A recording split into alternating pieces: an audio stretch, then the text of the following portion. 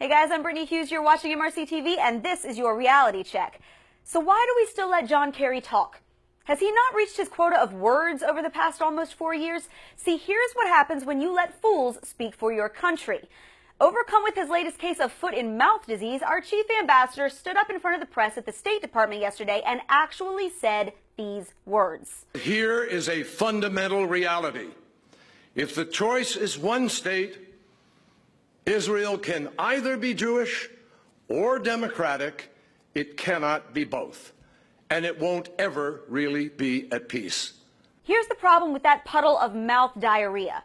Israel has been democratic for years. It's one of the only Middle Eastern countries that is. Jews, Christians, and Muslims coexist within its borders.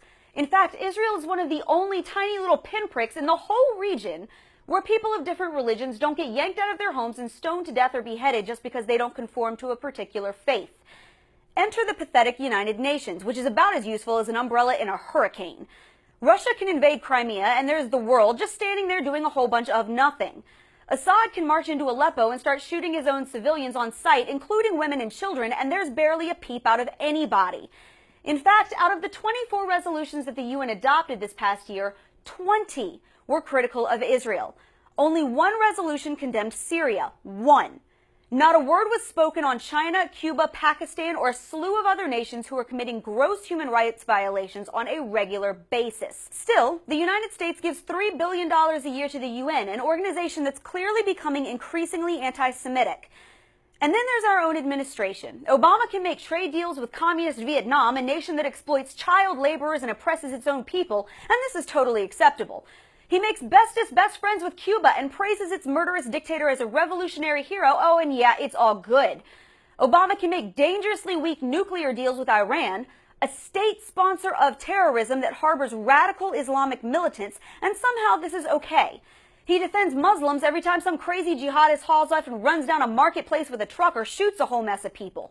The State Department helped Afghanistan draft the Constitution for their Islamic Republic back in 2004, but I have not heard any lectures from Obama telling them that a nation can't be self-governing and Muslim at the same time. Same thing goes for Iraq. But God forbid the Jews, who haven't been able to catch a break since, well, ever, build a few homes on a relatively small strip of disputed land that they have a rightful claim to be on.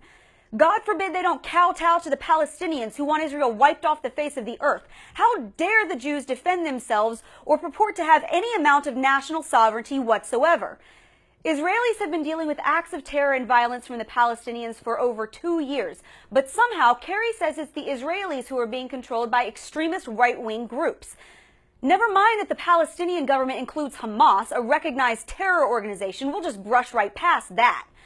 Palestine has for years openly advocated for the liberation of Palestine and the destruction of Israel as a nation. They have repeatedly turned down Israel's offers for peace, and yet somehow they're not listed as extremist at all. But then again, this fits well with the Obama administration's policy of never offending Muslims at any cost.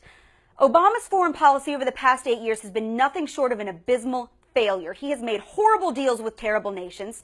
He has cozied up to dictators and tyrants and alienated our friends. His lead from behind mentality helped give rise to one of the deadliest terror organizations in modern history. Refugees from a war-torn Middle East are pouring into Europe and the United States.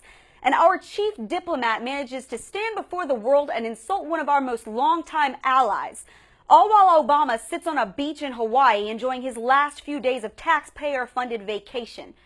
And let me tell you this, the next 23 days cannot go by fast enough. And that's your reality check, America. Check us out on Facebook, follow us on Twitter, and stay sane out there.